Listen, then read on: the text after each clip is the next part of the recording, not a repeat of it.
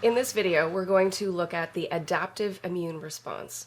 So this is our B cells and our T cells, and they're the cells that have very specific receptors, and we have millions of them, and we develop most of them during embryonic development and early childhood, and we can always still make some more as we get older, but the bulk of them are made when we're very young.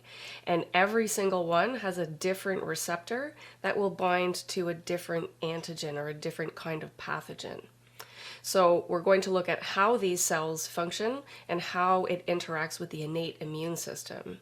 So the B cells and the T cells, they develop in the bone marrow, and then the T cells will migrate to the thymus.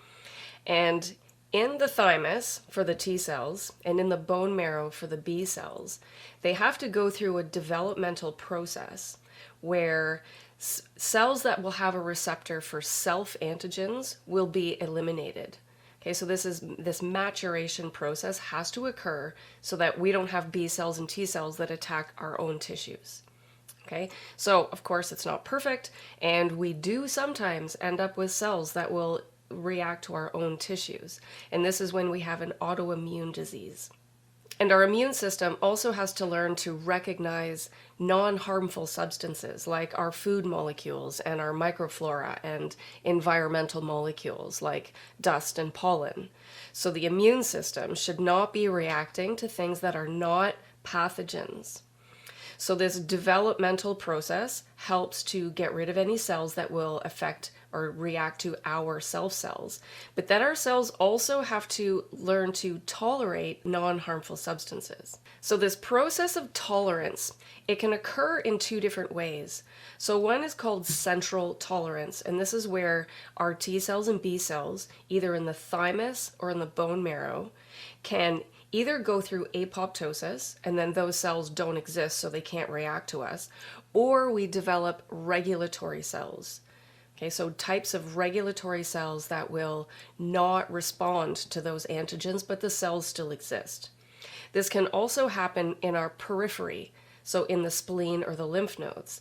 So when T cells and B cells in our secondary lymphoid tissues, when they come in contact with large amounts of antigen, like our food molecules, when we eat lots of food, bits of those antigens will be in the blood.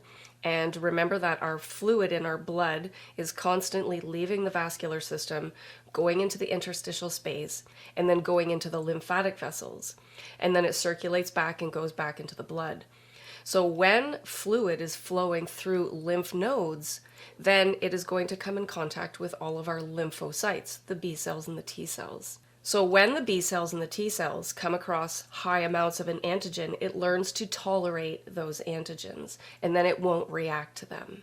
So an example where we can have peripheral tolerance is if you've ever had allergy shots. So this was the idea that if you constantly and repeatedly injected antigen into the body, that gradually the immune cells would tolerate it.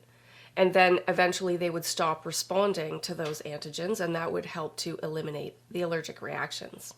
So then I want to talk about how do the B cells and the T cells recognize pathogens. Okay, so remember that when we have a pathogen like a bacterium or a virus, on the surface of those organisms, they're going to have proteins and glycoproteins and lipids and things that our immune cells will recognize as antigens. So the B cells and the T cells, there will be very specific ones that recognize very specific antigens. So how do they get in contact with these? So this is going to bring us back just briefly to the innate immune system. So remember, we have phagocytic cells in the innate immune system, like macrophages and dendritic cells. And they are phagocytic, but they are also antigen-presenting cells. So when they come across a pathogen and engulf it, they're going to digest it and then present bits. So let's have a look at this diagram. So here we have a microorganism of some kind, and there are antigens on its surface. And when this pathogen, let's suppose it's a dendritic cell, could also be a macrophage, when they engulf through endocytosis or phagocytosis, this pathogen, then it is going to combine with a lysosome inside the cell that has digestive enzymes, and it will chop up that pathogen into little pieces. And then what it does is it will put bits of those pieces onto MHC molecules. And then these MHC molecules will migrate to the surface of the cell, and it will contain a piece of antigen.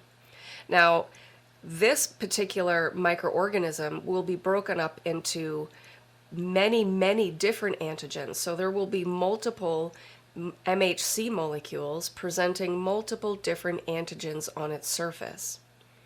Now, I want to point out here the MHC molecule, because we have two different kinds. We have MHC1 and MHC2. So MHC2 is what the antigen presenting cells will use to display antigen. The other MHC molecule is called MHC1, or Major Histocompatibility Complex 1. And all of our body cells have MHC1 molecules. And so let's suppose you have epithelial cells in your throat that are presenting antigens on MHC1. If they're self-antigens, then the immune cells will ignore it. They will recognize, oh, that's me, so I'm not going to attack that cell. But if your throat cells became infected with a common cold virus, and then virus antigens were expressed on that MHC1, that would trigger cytotoxic T cells to attack that cell. So have a look at this chart, and this is going to show specifically, it's important to know where we have MHC1 and MHC2. So MHC1 is on all of our body cells, actually except mature red blood cells, but all of our body cells will have MHC1. And the cells that are going to respond to that are going to be our cytotoxic T cells. In a second, we'll look at the different types of T cells. MHC2 molecules are found on antigen-presenting cells. This will be our macrophages and dendritic cells, also B cells, I'll get to that. And they are going to be activating helper T cells. Okay, so very important to know the difference between these. So we'll look at the details of the T cells first. There's a few different subtypes of T cells. Okay, so we have helper T cells, and they have a CD4 co-receptor. I'll explain that in a second. We also have cytotoxic T cells, and they have a CD8 co-receptor, and that's kind of how we can tell them apart. And they have different functions. We also have regulatory T cells. So like I talked about earlier with tolerance, we can create regulatory cells that will recognize benign substances and will not react to them. And we have a few different kinds. So there's Th3s, and then we have Th17s, and they produce different cytokines in different kinds of environments. It's a little bit complex, so for this video, I just want to say that regulatory T cells can either be pro-inflammatory or anti-inflammatory. And they play a significant role in preventing the immune system from overreacting to things that they shouldn't, like our self-proteins. So there's a lot of autoimmune diseases that are correlated with unregulated regulatory T cells. So regulatory T cells play a really important role in sort of making sure the immune system is doing what it's supposed to do. We'll look at the helper T cells first. The helper T cells are the ones that basically give instructions to all kinds of other immune cells. So they have a T cell receptor that is very specific, and we'll look at this diagram. So we can see that we have a T cell here. Before it is activated, it is called a naive T cell. Once this T cell becomes activated, which is going to occur when this very specific T cell receptor matches or recognizes antigen presented on MHC2. So there's an antigen on MHC2, and this is an antigen presenting cell, like a macrophage. So this macrophage, which was out engulfing pathogens, it will migrate to a lymph node, and it will look for T cells that have a receptor that will interact with this. And helper T cells have this CD4 co-receptor. When this interaction occurs, then the T cell is going to be activated. Once the helper T cell has been activated, it can differentiate into a subtype of helper T cell. So we have Th1s and Th2s are the main two subtypes, and they will be activated depending on the cytokine environment, which is actually also related to the type of infection. Okay, so when we look at our cytotoxic T cells, they are the cells that are going to recognize virus-infected cells, so primarily intracellular organisms, okay, or a bacterium that produces toxins that go inside of cells. So intracellular infections, those infected cells need to be killed, and cytotoxic T cells do that. So the Th1s are primarily going to be activating cytotoxic T cells, whereas the Th2s, they're primarily involved in extracellular infections.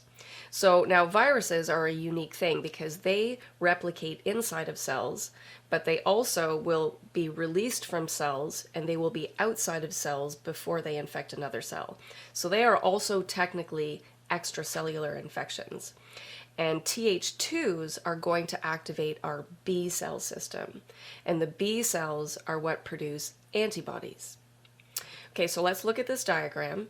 Let's suppose we are in our throat tissue and we're going to have a common cold that's going to affect epithelial cells. So when we have a pathogen, pathogens have these molecules called pathogen-associated molecular patterns, or PAMPs. These are molecular patterns that are not found on our self cells. And our innate immune cells, suppose this is a macrophage, will have pattern recognition receptors that will recognize these pathogen molecules. So this is a very non-specific process where this innate immune cell, this phagocyte, is going to generally recognize any kind of pathogen. Now it's going to engulf it, it's going to chop it up into little pieces, and it's going to present it on MHC2, and then it is going to go to the lymph node where it is going to find the T cells. So the T cells are undifferentiated helper T cells until this connection is formed. Once this connection is formed and this antigen presenting cell has found the correct T cell with the T cell receptor that matches that specific antigen, then this activation process is going to occur. Now, the antigen presenting cell is going to produce interleukin-1 when it finds a helper T cell with the correct T cell receptor. Once interleukin is produced, it will act on the helper T cell. That helper T cell is then going to produce interleukin-2. Interleukin-2 is an important molecule for causing proliferation. So then you can see that this helper T cell, interleukin-2, is going to act on itself. So remember, when something acts on a nearby cell, it's paracrine. When it acts on itself, it's autocrine. And this interleukin-2 is going to cause these cells to proliferate, and we're going to make many, many T cells that all recognize this specific infectious organism. So now, depending on what that organism is, helper T cells can differentiate into different subtypes. So if it becomes Th1, then it is going to activate our cytotoxic T cells. I'll talk about those next. If it becomes a Th2, then that is going to activate our B cells. So we can have different kinds of regulatory or tolerant T cells. These are important for recognizing food molecules and benign substances. And then lastly, all of our lymphocytes can become memory cells. Now let's look at how cytotoxic T cells function. Let's suppose you have your common cold infecting your throat cells. You have self cells this is, say, an epithelial cell in your throat, it is going to be presenting antigen on MHC1. Now, if this is a self-antigen, cytotoxic T cells will ignore it. But if it's a viral antigen, then it is going to activate or trigger our cytotoxic T cells. Now, cytotoxic T cells also need to proliferate. Helper T cells will stimulate the proliferation of cytotoxic T cells with interleukin 2. So interleukin 2 is always going to increase proliferation of many different kinds of cell types. Helper cells make a lot of different cytokines, so I'm only focusing on very, very few. When the helper cell makes the interleukin 2 and these cytotoxic T cells, all with a very specific receptor that recognizes this specific antigen, they will proliferate, and then we will have millions of cytotoxic T cells that can find infected cells. So cytotoxic T cells kill our own cells that are infected with virus. One of the main ways that they kill cells is through using perforins. And I discussed that in the previous video. When perforins bind to this cell, our own cell that's infected, it will cause that cell to die. So helper T cells don't directly kill anything. Helper T cells produce cytokines that activate other cells. So if it becomes a Th1, it's going to activate our cytotoxic T cells. If it becomes a Th2, it will activate our B cells. So B cells are the ones that are going to produce antibodies. B cells are also very specific, and they have very specific receptors. So we have millions and millions of B cells, and they will all target its own very specific antigen. When we activate the B cells, this is called the humoral response, whereas when we're activating cytotoxic T cells, we call that the cell-mediated response. So we'll have a look at how B cells can be activated and how helper T cells will also increase the activation of B cells. So here we have a B cell, and it is also a lymphoid cell, so it's found in the lymphoid tissue, like the spleen and the lymph nodes. And they have a very specific B cell receptor that is an antibody. So when it is a B cell, the antibodies are stuck to the surface of the membrane. And every antibody, so each B cell has its own antibody that will recognize very specific pathogens. So let's suppose this is a bacterial organism, and the B cell can actually directly recognize antigen. Remember that helper T cells can't react to antigen by itself. Helper T cells have to have the antigen on an MHC2 molecule. But B cells can recognize pathogens. But we still need the helper T cells to further activate them so that they can proliferate and then they can secrete antibodies. When a B cell comes in contact with a pathogen, it can actually engulf it. So B cells are also phagocytic, and they are also antigen-presenting cells. So when a B cell engulfs a pathogen, just like the macrophages, it'll digest it and chop it up into little pieces, and it will present it on MHC2. When that B cell now comes in contact with a helper cell, it will further be activated. So when a B cell engulfs a pathogen, this is a very weak response. Suppose somebody had HIV and they didn't have helper cells, then this response would be very, very weak. We need to have the helper cells so that we can have this interaction, just like with our phagocytic antigen-presenting cell from before, except now it's a B cell, that's an antigen-presenting cell. It will find the right helper cell that has the right T cell receptor that recognizes this MHC2 antigen combination. Now, when this interaction occurs, it's the same thing as before. Interleukin 2 is going to be produced by the helper cell, and that interleukin 2 is going to stimulate proliferation of our B cells.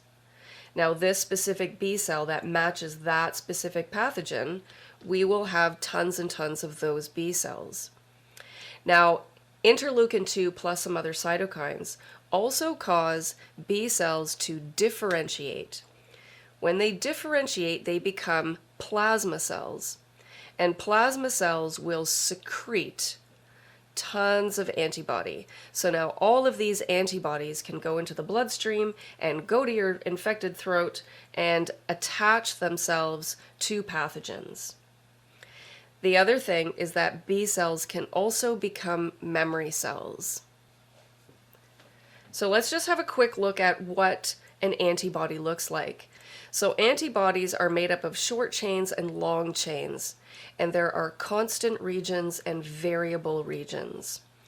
Now, we only have a certain number of genes, but we have millions and millions of different antibodies that will recognize different antigens. And there's a gene shuffling process that goes on, but I'm not going to get into that process in this video. What I want to point out here is this variable region is where the antigen binds. So all of these, every B cell is going to have a different combination of variable regions that will recognize different antigens. So now, when our plasma cells secrete tons of antibody, now those antibodies can go into the bloodstream and go to the tissues, and they're going to start binding onto the pathogen. Now, what kind of effects can that have? When we have a lot of antibody released, many things can happen. So one, the antibody can combine with the actual pathogen. That is called agglutination or neutralization. And this occurs with neutralizing antibodies. Antibodies can also stimulate phagocytosis. When the pathogen has antibodies bound to it, it makes it more visible to our innate cells like macrophages and dendritic cells. Then they will engulf this pathogen antibody complex and present it on MHC2 and go back to the lymph node and activate more helper T cells. Antibodies can also attract natural killer cells. Okay, natural killer cells are going to use perforin or proteases to kill pathogens that have antibodies attached to them. And then those cells are going to die, either through lysis or apoptosis. And then lastly, antibodies can activate complement. So we talked about complement in the previous video. Complement can form a membrane attack complex, and it can kill extracellular organisms like bacteria and fungus. We have helper T cells, cytotoxic T cells, and B cells. The B cells differentiate into plasma cells and produce lots of antibodies. Now, I want to talk about the memory cell component. So that means that after all of those B cells and T cells proliferate during an infection, then they go and fight the infection, then some of those cells, a subpopulation of those cells, will become memory cells, and they will stay in the lymphoid tissue, like the lymph nodes or the spleen. And that small population is going to have receptors for that specific pathogen. So then, if you come in contact with that exact same pathogen again, those memory cells can be activated very quickly, and you can get rid of that second infection very quickly, and most of the time without even having symptoms. We have memory cells all the time that are fighting all kinds of things that we've been exposed to previously. If we didn't have memory cells, we would get sick every single time we came across a pathogen. So when we activate our memory cells, this is called a secondary immune response. So what I want to do is I want to show you how pathogens evolve. So we'll use common cold as an example. So common colds, we get a few every single year, and those viruses are always changing slightly. Okay, so even though viruses are technically not considered living things because they're not made of cells, they do evolve like living things. And so viruses will have all kinds of antigens on their surface. And sometimes those antigens will start to change. So let's suppose this is a virus, and it has different antigens on its surface. Every organism is going to have multiple surface molecules that can act like an antigen, from proteins to glycoproteins, lipid particles, anything that will affect immune cells, we'll call it an antigen. Now, let's suppose this is the arrangement of antigens on this particular virus.